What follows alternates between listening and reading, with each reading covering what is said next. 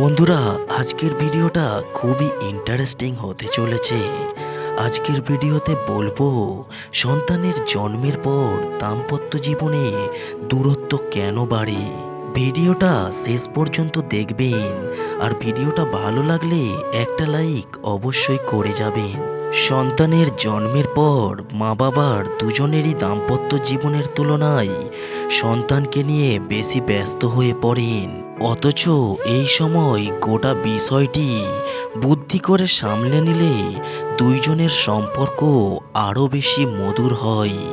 জেনে নিন সন্তান জন্মের পরও সম্পর্ক রঙিন রাখার মূল চাবিকাঠি। দাম্পত্য সুখ টিকিয়ে রাখার আদৌ কি কোনো ফর্মুলা আছে? আসুন এই ভিডিওর মাধ্যমে জেনে নিই। জীবনে আর একটি মানুষ জড়িয়ে পড়লে কিছু কথা মাথায় রেখে চলতে হয়। দাম্পত্যের সুখী থাকার অর্থ তো আপনার পাশাপাশি অপর মানুষটিও যাতে সুখী থাকে সেই বিষয়টির দিকে নজর রাখা। সব সম্পর্কেই ভালোবাসার পাশাপাশি ঝামেলা অশান্তি লেগেই থাকে। ভালোবাসার মানুষের সঙ্গেই তো আমাদের যত রকম মান অভিমানের পালা চলে। তবে এই মান অভিমানের পর্ব খুব বেশি দিন চালিয়ে যাওয়া কিন্তু মোটেও সহজ নয়। সন্তানের জন্মের পরে স্বামী স্ত্রীর সম্পর্কে অনেক সময়ই বেশি খানিকটা দূরত্ব চলে আসে। মা বাবার দুইজনেরই দাম্পত্য জীবনের তুলনায় সন্তানকে নিয়ে বেশি ব্যস্ত হয়ে পড়েন অনেকেই। অথচ এই গোটা সময় বুদ্ধি করে সামনে নিলে দুইজনের সম্পর্ক আরও মধুর হয়। একে অপরের মনে কী চলছে তা জানা ভীষণভাবে জরুরি। সঙ্গী মন ভালো করার পথটাও কিন্তু আপনাকেই খুঁজে বের করতে হবে। ভালোবাসা থাকলেই শুধু হলো না, কখনো কখনো ভালোবাসা দেখাতেও হবে। সঙ্গীকে ছোটোখাটো সারপ্রাইজ দিন, সঙ্গীর প্রশংসা করুন, মাঝে মধ্যেই দুইজনে কোথাও বেরিয়ে আসুন। জীবনের এই ছোট ছোট বদলগুলি আনলেই আপনার সুখের জীবন গড়ে উঠবে। সবসময় সঙ্গী আপনার মনের কথা ভেবে চলবে এমনটা কিন্তু নয়, আপনাকেও কিন্তু প্রচেষ্টা চালিয়ে যেতে হবে। সম্পর্ক ভাঙার অন্যতম কারণ কিন্তু একে অপরকে সময় না দেওয়া। সন্তান জন্মের পর স্বামী স্ত্রী পরস্পরের জন্য আরোই সময় দিতে পারে না। দৈনন্দিন নানা সূক্ষ্ম বিষয় একে অপরের সঙ্গে ভাগ করে নেওয়া, একে অপরের বক্তব্যকে গুরুত্ব দেওয়া, এই সবের মধ্যেই লুকিয়ে থাকে সঙ্গীকে চেনার চাবিকাঠি। তাই দিনের একটা সময় সঙ্গীর জন্য বরাদ্দ রাখুন। সন্তান জন্মের পর বিশেষ করে ওকে ঘিরেই নতুন জগৎ বানিয়ে নেন অভিভাবকরা। এই ভুলটা না করে দাম্পত্য জীবনের জন্য কিছুটা সময় বের করুন দুজনে।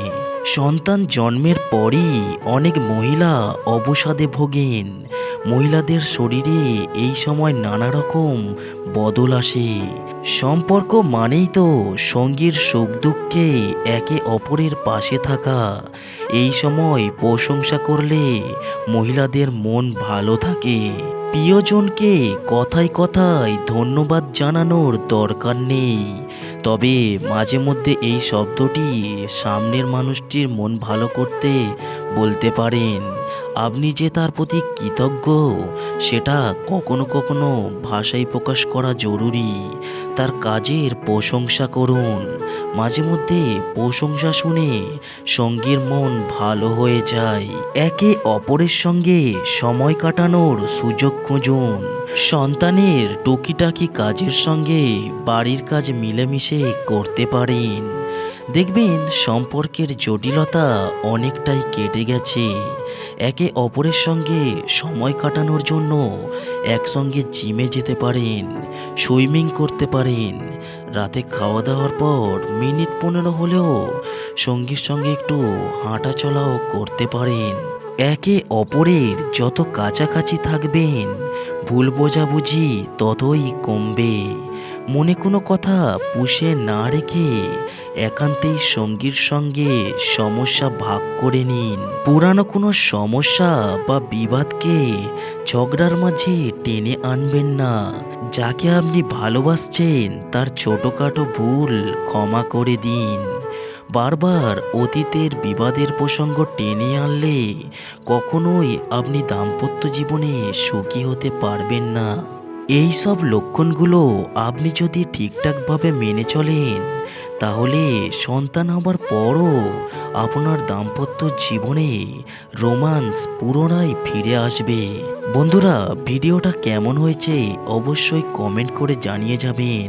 এই চ্যানেলে নতুন এসে থাকলে চ্যানেলটিকে সাবস্ক্রাইব করে পাশে থাকবেন আরও নতুন নতুন ভিডিও পাওয়ার জন্য। সবাই ভালো থাকবেন এই আশা নিয়েই আজকের ভিডিওটা শেষ করছি। ধন্যবাদ।